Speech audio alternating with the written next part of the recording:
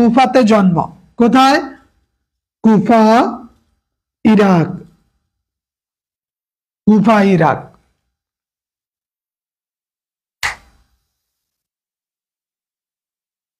আর আরবি ভাষার বিখ্যাত কবি, আরবি ভাষার বিখ্যাত কবি একটা হচ্ছে আরবি সাহিত্য, খেয়াল রাখবেন, সাহিত্যের শ্রেষ্ঠ কবি। আর আরবি ভাষার শ্রেষ্ঠ কবি ইমরুল কায়েস। আরবি ভাষার শ্রেষ্ঠ কবি ইমরুল কায়েস।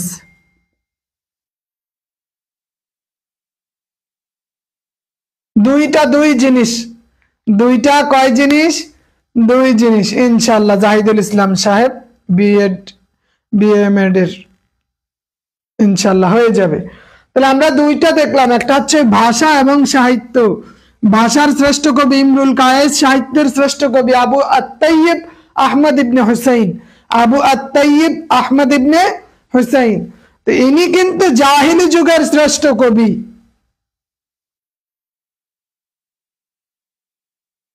আমরা জানি জাহিলি যুগের শ্রেষ্ঠ কবিকে ইমরুল কায়েস, এবং এই যুগের শ্রেষ্ঠ কাব্য বা শ্রেষ্ঠ সাহিত্য হলো সাবাহ মুআল্লাকা। আমরা একটু ওইটাই দেখব যে এই যুগের শ্রেষ্ঠ গ্রন্থ, এটার নাম কি? মুআল্লাকা।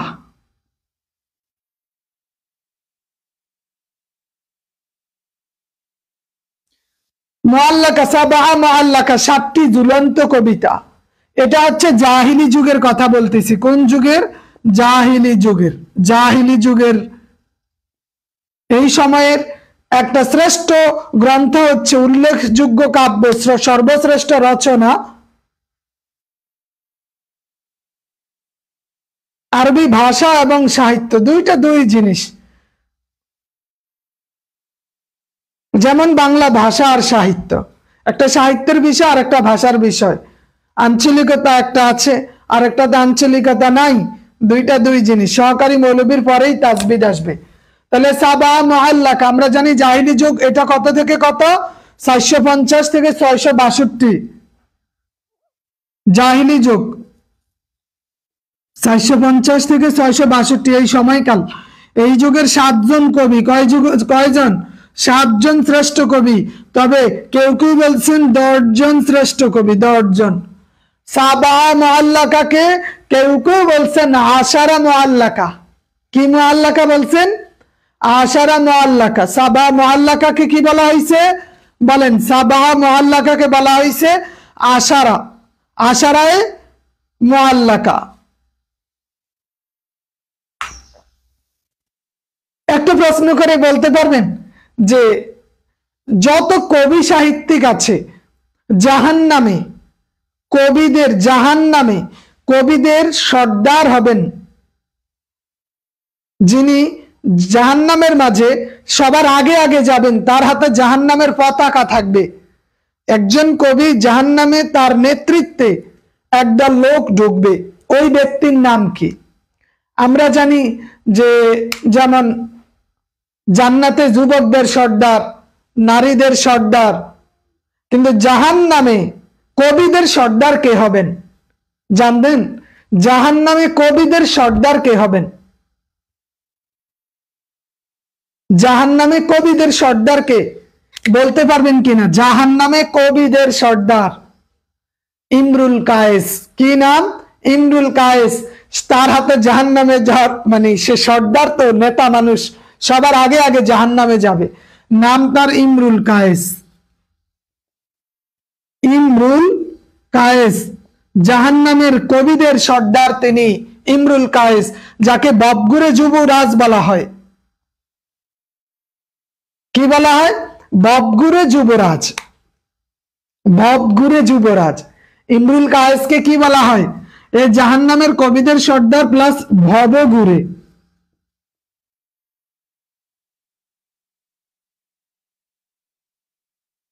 তাকে বলা হয় ভবগুরে যুবরাজ।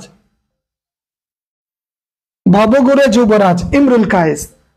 এই ইমরুল কায়েস, এই মানুষটা ইনি কি সাবা মুআল্লাকার একজন। সাবা মুআল্লাকাতে কতজন কবি আছে বলেন? একজন হচ্ছে ইমরুল কায়েস, খেয়াল রাখবেন, ইমরুল কায়েস, ইনি হচ্ছেন সাবা মুআল্লাকার একজন বিখ্যাত মানুষ। তারপরে তরফা বিন আব, আমরা জানি 2 নম্বরে কে আছে?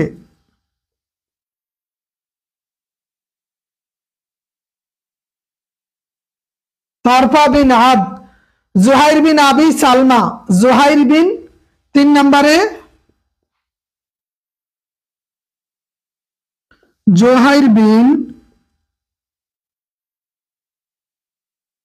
আবি সালমা। 4 নম্বরে আছে লাবিদ বিন রাবিয়া, লাবিদ বিন রাবিয়া।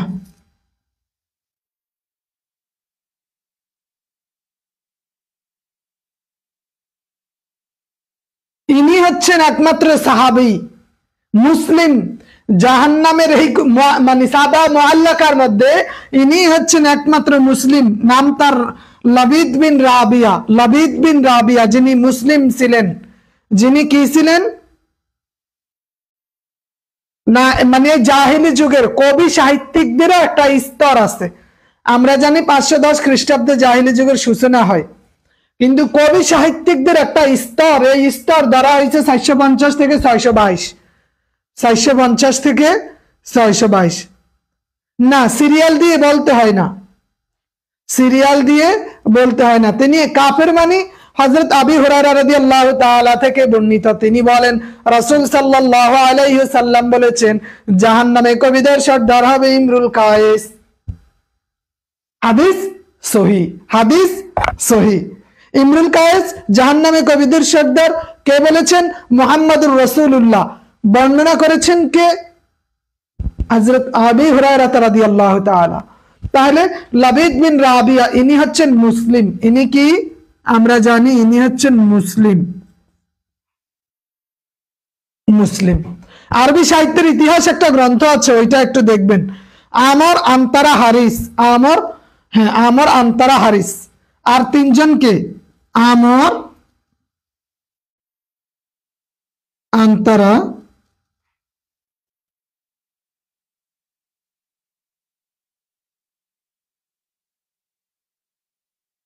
এদের মধ্যে মহিলা কবি কে বলতে পারবেন? অবশ্যই হবে, ইব্রাহিম মির্জা সাহেব হবে।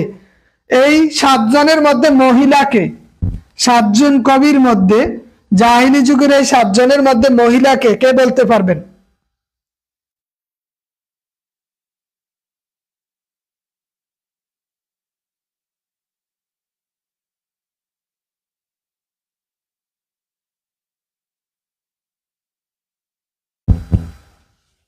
আট নম্বরে আরেকজন আছে,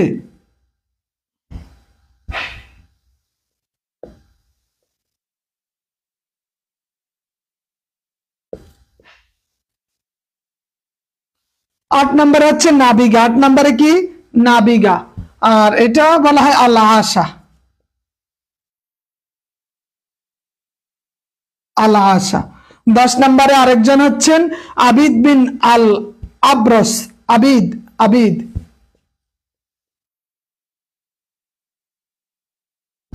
এই 3 জনকে কেউ কেউ এই 7 জনের সাথে জুড়ে দিচ্ছেন, এই জন্য বলা হয় আশারায়ে মুআল্লাকা, আশারায়ে মুআল্লাকা, আনতারা।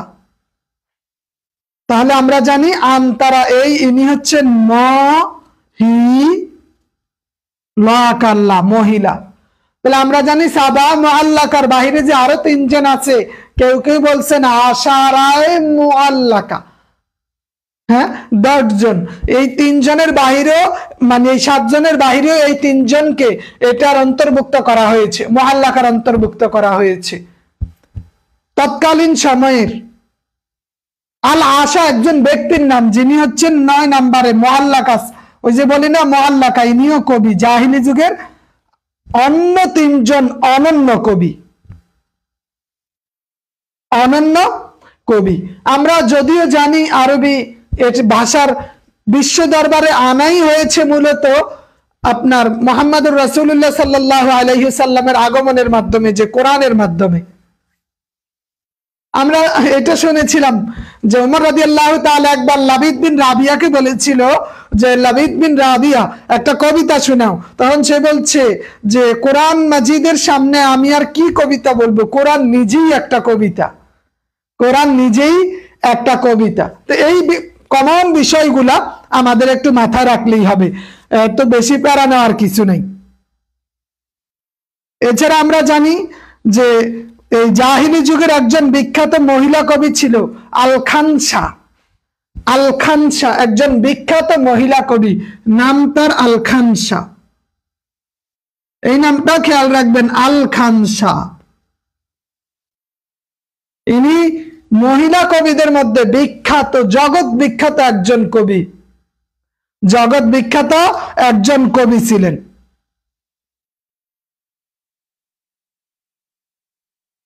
এই যে আমর, এর একটা বিশেষত্ব আছে, 15 বছর বয়সে সে মানে বিখ্যাত একজন কবি হয়ে গেছেন।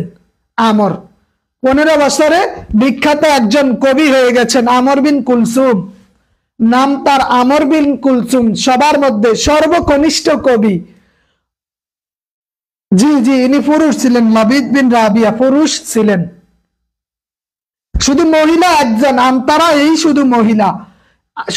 সর্বকনিষ্ঠ কবি ছিলেন আমর, মানে 15 বছর বয়সেই সে সমাজের জ্ঞানী গুণী বিখ্যাত একজন হয়ে গেছে, সে জ্ঞানী গুণী বিখ্যাত একজন হয়ে গেছে।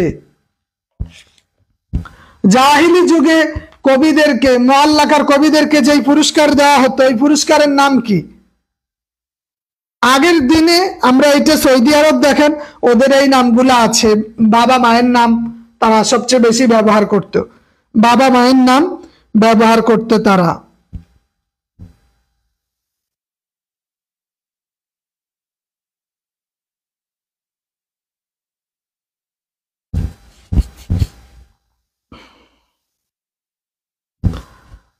আচ্ছা, বিসমিল্লাহ কি কোরআনের আয়াত?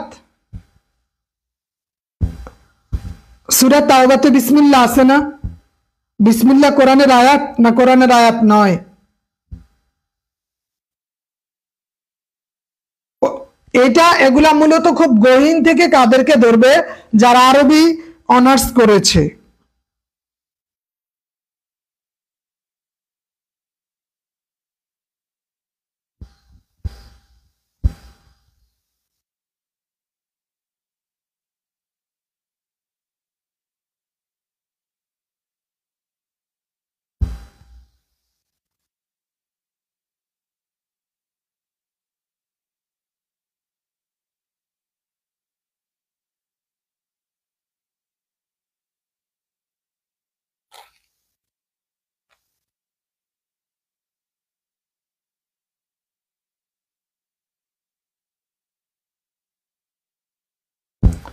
জাহিলি যুগের রিয়াজুল ইসলাম, রিয়াজুল ইসলাম সাহেব। আমার এটা আসলে জানা নাই যে তাদের যে পুরস্কার দেওয়া হইতো পুরস্কারটার নাম কি, ওইটা আমাকে একটু খুঁজে দেখতে হবে। আমি আরবি সাহিত্যের ইতিহাস বইটা পড়েছিলাম, বাট ওইখানে আমার চোখে আসে নাই। আচ্ছা, তাহলে এটা আমরা জাহিলি যুগের এদেরকে দেখলাম। এই এদের পাশাপাশি আমাদের যেটা আসবে সেইটা আমাদের যে আমরা দেখি, আমাদের যে সিলেবাস আছে, সিলেবাসে আমরা কি দেখি? আমাদের সিলেবাসে আমরা দেখি আল মাকামাতুল কুফিয়া লিল হামাদানি, মাকামাতুল কুফিয়া লিল হামাদানি।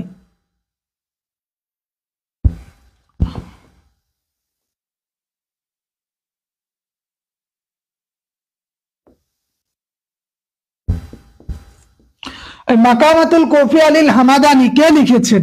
এটা লিখেছেন বদিউজ্জামান হামাদানি। এটা আমাদের কবিতার অন্তর্ভুক্ত, কিন্তু বদিউজ্জামান হামাদানি। মাকামাতুল কুফিয়া কে লিখেছেন? ইমরুল কায়েস। আমি একটা বই দিয়ে দিব, ওই বইটার পিডিএফ আপনাদের দিয়ে দিব, ওখান থেকে একটু দেখবেন ওনার বিষয়।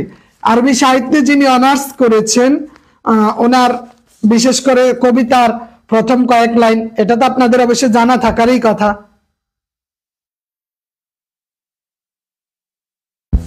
আচ্ছা, মাকামাতুল কুফিয়া লিল হামাদানি কে লিখেছেন? বদিউজ্জামান হামাদানি। তিনি হামাদান ইরাকে জন্মগ্রহণ করে, ইরানে। বদিউজ্জামান হামাদানি কে লিখেছেন? বদিউজ্জামান। এটা কিন্তু আপনাদের লিখিত সিলেবাস।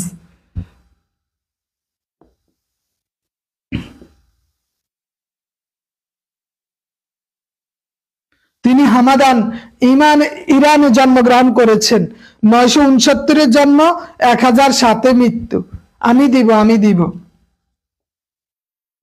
969 জন্ম, 1007 মৃত্যু। বদিউজ্জামান হামাদানি যিনি একজন বিখ্যাত কবি ছিলেন।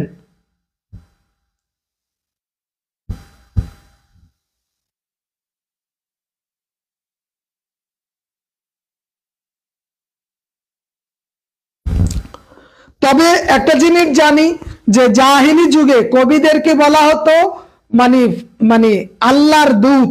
পৃথিবীর সর্বশ্রেষ্ঠ মানুষ ছিল তারা, কবি সাহিত্যিকরা, কবিরা। এজন্য কবিদের খ্যাতি, কবিদের নাম, তাদের যশ ছিল বেশি। তারা মনে করত, সাধারণ মানুষ মনে করত কবিরা এমন কিছু জানে যেটা অন্যরা জানে না। তাদের কাছে বিশেষ এলহাম আসে, বিশেষ পয়গাম আছে।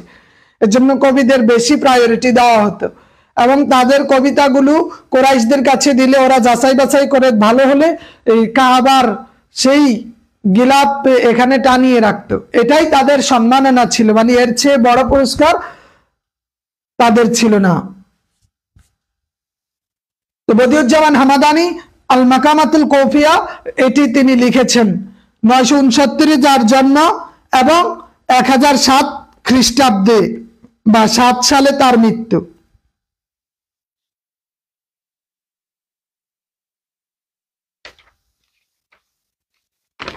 ওকে, আচ্ছা। 2 নম্বরে আমরা আরেকজন ব্যক্তির নাম দেখি। এটা হচ্ছে ইসনা হায়াতিকা, ডক্টর আহমদ আমিন। আমরা এই নামটা খুব কমন একটা নাম, যিনি মিশরে জন্মগ্রহণ করেছেন।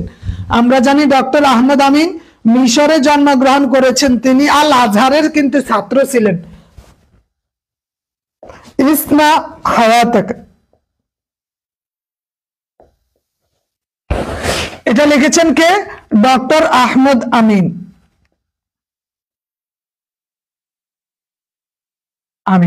বাসা কোথায়?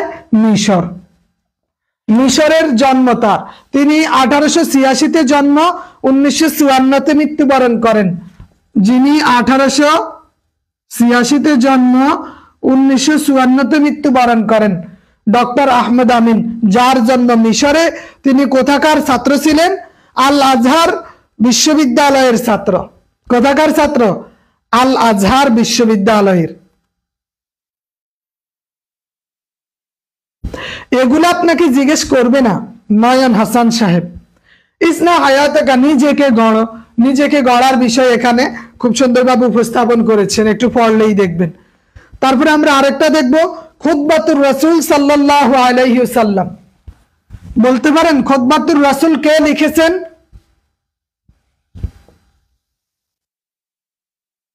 খুতবাতুর রাসূল সাল্লাল্লাহু আলাইহি ওয়াসাল্লাম এটা কে লিখেছেন?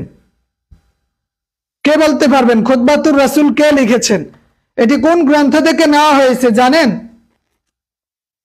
খুতবাতুর রাসূল সাল্লাল্লাহু আলাইহি ওয়াসাল্লাম লিআউয়ালি জুমআতিন ফি মসজিদি কুবা। আমরা জানি খুতবাতুর রাসূল এটা লিখেছেন ইবনে কাসির। কে লিখেছেন খুতবাতুর রাসূল? ইমাদউদ্দিন ইসমাইল ইবনে কাসির। কোন গ্রন্থ থেকে এটা নেওয়া হয়েছে বলেন? এটি নেওয়া হয়েছে আল বিদায়াতু ওয়ান নিহায়া গ্রন্থ থেকে। কোন গ্রন্থ থেকে? আল বিদায়াতু ওয়ান নিহায়াতু গ্রন্থ থেকে। হ্যাঁ,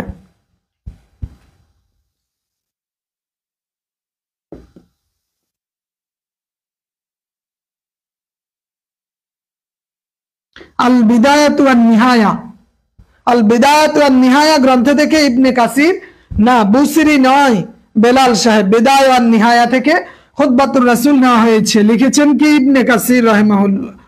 ইবনে কাসির। ইবনে ইবনে কাসির লিখেছেন কে? ইবনে কাসির।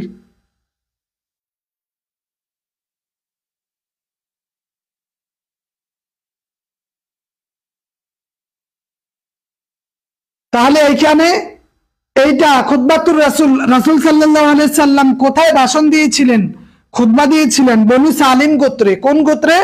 রাসূল সাল্লাল্লাহু আলাইহি সাল্লাম বনু সালিম গোত্রের মসজিদে কোবায়। বনু সালিম গোত্রের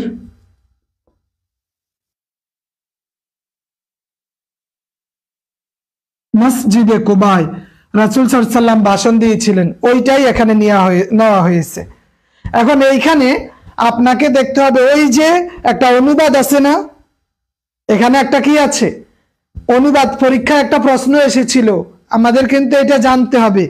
এখানে একটা প্রশ্ন এসেছিল, আমান ইউতিউল্লাহ ওয়া রাসূলাহু ফাকাদ রাশাদ ওয়া মান ইয়াসিহিমা ফাকাদ গাওয়া। এটা আসিল না, আমাদের পরীক্ষায় এসেছিল। এইটার অর্থটা আমাদের জেনে নিতে হবে। আমান ইউতিউল্লাহ ওয়া রাসূলাহু ফাকাদ রাশাদ ওয়া মান ইয়াসিহিমা ফাকাদ গাওয়া আফারাতা ওয়া দাল্লা দালালাম বাঈদা। জি না, বিদায়া নিহায়া লিখেছেন ইমাদউদ্দিন ইবনে কাসির। বিদায়াতু ওয়ান নিহায়াতু লিখেছেন কে? ইমাদউদ্দিন ইবনে কাসির। ওইটা নাগিব মাহফুজ না, নাগিব মাহফুজ না।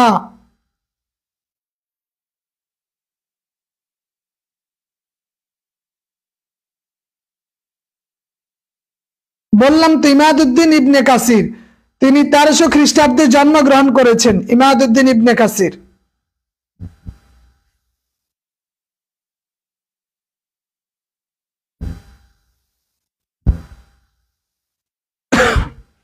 আচ্ছা, তাহলে বনু সালিম গোত্রে জন্মগ্রহণ করেছেন। এই যে ওখানে লিখিত পরীক্ষায় যে ইয়াটা আসছিল, অনুবাদটা, ওই অনুবাদটুকু আপনাকে জেনে নিতে হবে, অনুবাদটুকু জেনে নিতে হবে। এরপরে কি আছে আমাদের পরীক্ষার? কি আসছিল?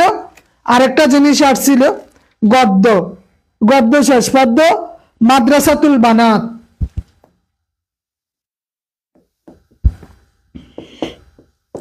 মাদ্রাসাতুল বানাত কে লিখেছেন? হাফিজ ইব্রাহিম। মাদ্রাসাতুল বানাত কে লিখেছেন? হাফিজ ইব্রাহিম, যাকে জনগণের কবি বা নীল নদের কবিও বলা হয়, হাফিজ ইব্রাহিম।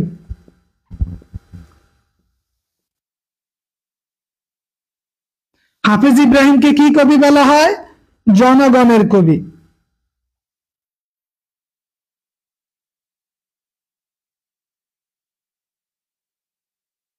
অথবা নীল নদের কবি।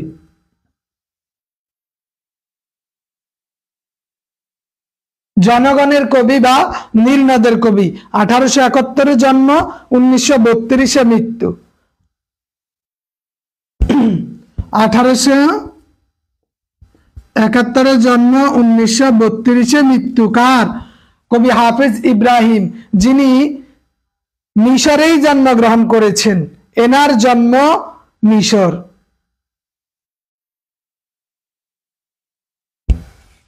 হাফিজ ইব্রাহিমের জন্ম কোথায়? মিশরে। কবি হাফিজ ইব্রাহিমের জন্ম মিশর। ঠিক আছে, তাহলে জনগণের কবি বা নীল নদের কবি বলা হয় এই মাদ্রাসাতুল বানাত যিনি লিখেছেন, কবি হাফিজ ইব্রাহিম।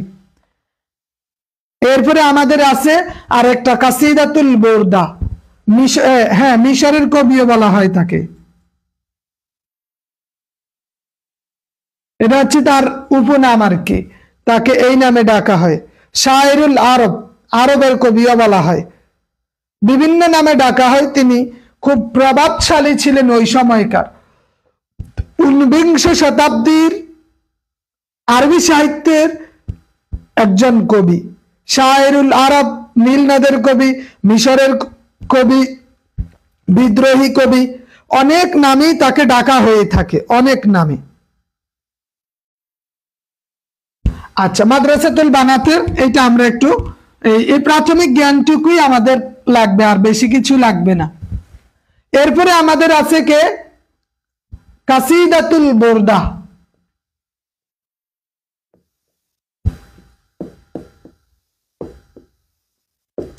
কাসিদাতুল বুরদা কে লিখেছেন? শরফুদ্দীন বুসিরি। কাসিদাতুল বুরদা কে লিখেছেন? শরফুদ্দীন বুসিরি। কাসিদাতুল বুরদা।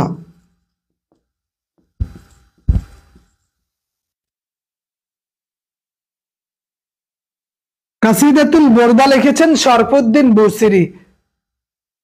না করবে না, তারপরেও আমাদের জানা থাকা ভালো, জেনে রাখা ভালো, যেহেতু আমাদের কবি সাহিত্যিক আছে টোটাল 6 জন। কয়জন? 6 জন। তো এই 6 জনের এই বিষয়গুলো আমাদের একটু জানা উচিত। শরফুদ্দীন বুসিরিও মিশরের কবি। শরফুদ্দীন বুসিরি মিশরের কবি। 1211-তে তার জন্ম। শরফুদ্দীন বুসিরি 1211-তে জন্ম এবং মৃত্যু হয় 1294-তে। মৃত্যু কত? 1294-তে। কাসিদাতুল বুরদা। এইটার বিশেষত্ব কি? এই শরফুদ্দীন বুসিরি প্যারালাইজড হয়ে যান। তিনি প্যারালাইজড হয়ে যাওয়ার পরে পৃথিবীর কোনো ডক্টর, কোনো ওঝা, কোনো বৈদ্য তার রোগ সারাতে পারে নাই।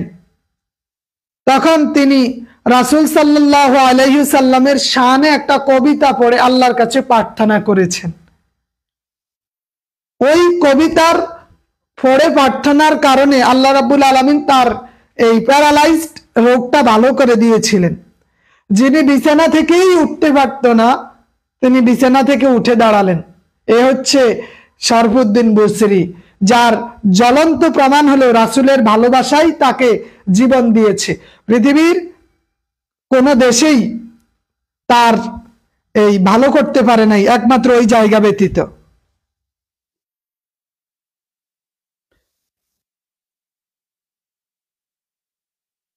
হ্যাঁ, অনেকেই বলে মধ্য মরক্কোর আলজেরিয়াতে জন্মগ্রহণ করেছেন। মরক্কো, মিশর এগুলা কাছাকাছি, তবে তার বাবা ছিলেন মিশরে। আপনি বিভিন্ন জায়গায় বিভিন্নটা দেওয়া, মরক্কো বা মিশর দুইটাই সঠিক হবে। মরক্কো, কোথাও উইকিপিডিয়াতে দেখবেন মিশর লিখছে। গুড। সাইফুল ইসলাম সাহেব, মিরাজুল সাহেব, হ্যাঁ 13 তারিখেই বাইবানা। শরফুদ্দীন বুসরি তিনি এই যে তিনি তো মধ্যযুগের কবি ছিলেন। কোন যুগের কবি? শরফুদ্দীন বুসরি তিনি মধ্যযুগের কবি ছিলেন।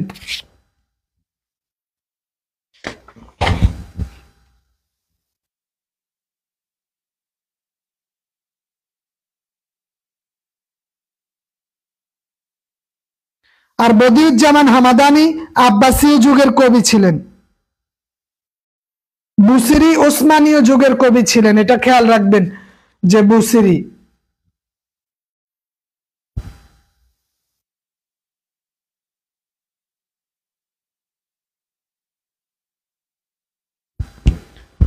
ইনি শরফুদ্দীন বুসিরি ওসমানীয় যুগের কবি। ওসমানীয় যুগের কবি। বদিউজ্জামান হামাদানি আব্বাসীয় যুগের কবি।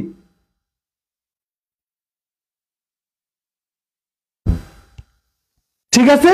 আচ্ছা, তাহলে আমরা এতটুক দেখলাম কাসিদাতুল বুরদা। কিন্তু এখন কথা হলো কাসিদাতুল বুরদা থেকে কয়েকটা আয়াত হলে আপনার মুখস্থ করতে হবে। এই কয়েকটা আয়াত হইল, জি কয়েকটা লাইন মুখস্থ রাখা দরকার। কাসিদাতুল বুরদা, যে তিনি রাসূলের শানে যে কবিতা বলেছেন, এই কবিতার কয়েকটা লাইন চেষ্টা করবেন মুখস্থ রাখতে। কারণ আপনাকে জিজ্ঞাসা করতে পারে কাসিদাতুল বুরদা থেকে জালামতু সুন্নাতামা নাহিয়াত জালামাইলা, এটা অন্তত কয়েক লাইন মুখস্থ রাখবেন। কারণ বলা যায় না, যদি একটু বললো যে কাসিদাতুল বুরদা থেকে কয়েকটা লাইন একটু পড়ে শোনান, তখন আপনি কি করবেন? এই জন্য কয়েকটা লাইন আপনাকে পড়তে হবে, বা আপনি সহজ জায়গা থেকেও ধরতে পারেন।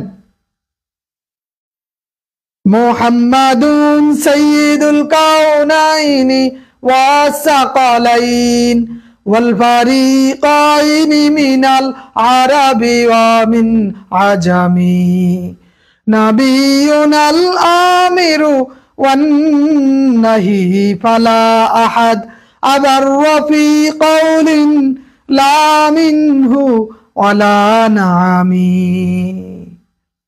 হুয়াল হাবিবুল্লাযী তুরজা শাফাআতুহু লিকুল্লি হাওলিন মিন আহওয়ালিল মুফতাহিমি দাআ ইলাল্লাহি ফাল মুস্তামসিকুনা বিহি মুস্তামসিকুনা বিহাবলিম গায়রি মুনফাতিমি। এই 3-4 লাইন একটু পড়ে নিলে এটা আমাদের দরকার, যে রাসূলের শানে একজন ব্যক্তি রাসূলের শানে কবিতা আবৃত্তি করেছেন, আল্লাহর কাছে প্রার্থনা করেছেন, কবুল হয়ে গেছে। আমরাও যদি এই কবিতাটা পড়ে কই আল্লাহ আম করে ভাইবাতে পাস করায় দেন, দিতে কি আল্লাহর অসুবিধা আসেনি? আমরা আসলে এই জায়গাগুলো উসিলা তালাশ করা উচিত, এই জায়গাগুলো। আচ্ছা, তো এছাড়া আমাদের আর কি আছে? এই কয়েকটা জায়গা আমাদের নিশ্চিত করতে হবে। পাশাপাশি আরেকটা আছে মুআল্লাকাতুজ জুহাইর। মুআল্লাকাতুজ জুহাইর, এই মুআল্লাকাতুজ জুহাইর আমাদের একটু ইয়ে করতে হবে। মুআল্লাকাতুজ জুহাইর এইটা, ওইটাও লাগবে না। এই কয়েকটা জায়গা আরবি দ্বিতীয় পত্রের আমাদের নিশ্চিত করতে হবে। ঠিক আছে, আমরা এতটুক পড়ব, তাইলে আমাদের হয়ে যাবে। আরবি প্রথম পত্র, এখানে যেমন নাগিব মাহফুজ, তিনি একজন নাগিব মাহফুজ নোবেল বিজয়ী ছিলেন, বা ওনার তথ্যটা বা স্বাভাবিকভাবে যতটুক দরকার অতটুক পড়েন, আর কিছু লাগবে না। পাশাপাশি যে অনেক সময় জিজ্ঞেস করে আপনাদের আরবিতে 7 দিনের নাম, আরবিতে মাসের নাম, 12 মাসের নাম,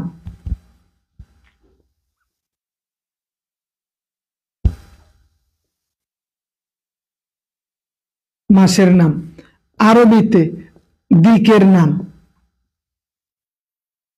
দিকের নাম, এই 3টা জায়গা আমাদের নিশ্চিত করতে হবে, কারণ নাইলে শরম পেয়ে যাব।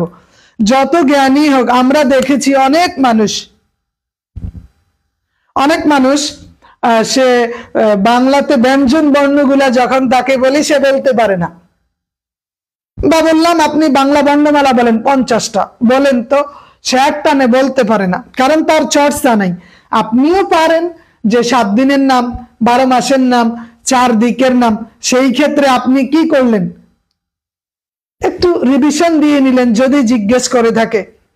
এই পাশাপাশি যেদিন ভাইবা, যেদিন আপনার ভাইবা, ওই দিনের পত্রিকা দেখে আপনি ওই দিনের ওই মাসের নাম, কোন মাসে ভাইবা, ওই মাসের আরবি মাসের নাম, ওই দিন ওই তারিখটা আপনাকে মনে রাখতে হবে। ভাইবার ক্ষেত্রে এটা জরুরি। অনেক সময় জিজ্ঞেস করে যে ভাইবাতে এটা আরবি কি মাস, আরবি মাস কোনটা, ওই মাসের নাম সহ আপনাকে নিশ্চিত করতে হবে। জি, আরবি দ্বিতীয় পত্রের ক্লাস হবে। ঠিক আছে, তো ধন্যবাদ সবাইকে। পর্যায়ক্রমে ধারাবাহিকভাবে আরো অনেকগুলা বিষয় নিয়ে আসবো ইনশাআল্লাহ। আমাদের বেসিক যে কয়টা বিষয় প্রয়োজন, আমি ভাইবার আগেই সবগুলো বিষয়, আরো যেহেতু আপনার এখনো 20 দিন আছে, সর্বোচ্চ চেষ্টা করব যত খুঁটিনাটি বা আরো কিছু আছে ওগুলা নিয়ে আসতে, যাতে আমাদের কোনো কিছুর ঘাটতি না হয়, যতটুক হোক, কিন্তু এটাও যেন পরিপূর্ণ হয় ইনশাআল্লাহ। তো ঠিক আছে, ধন্যবাদ সবাইকে, ভালো থাকবেন। আরেকটা জিনিস শিখবেন, সেটা হলো আরবিতে 1 থেকে 100 দিন, 100 লাগে না, 1 থেকে 20 পর্যন্ত শিখলে হবে আরবিতে। ঠিক আছে, আর সাম্প্রতিকের ক্ষেত্রে আমাদের তেমন কিছু জিজ্ঞেস করবে না, আপনাকে প্রশ্ন জিজ্ঞেস করবে অল্প 2-1টা, ওইটা কাসিদাতুল বোরদা থেকে দেওয়া, কাসিদাতুল বোরদা থেকে। ঠিক আছে, ধন্যবাদ সবাইকে। আসসালামু আলাইকুম ওয়া রাহমাতুল্লাহ।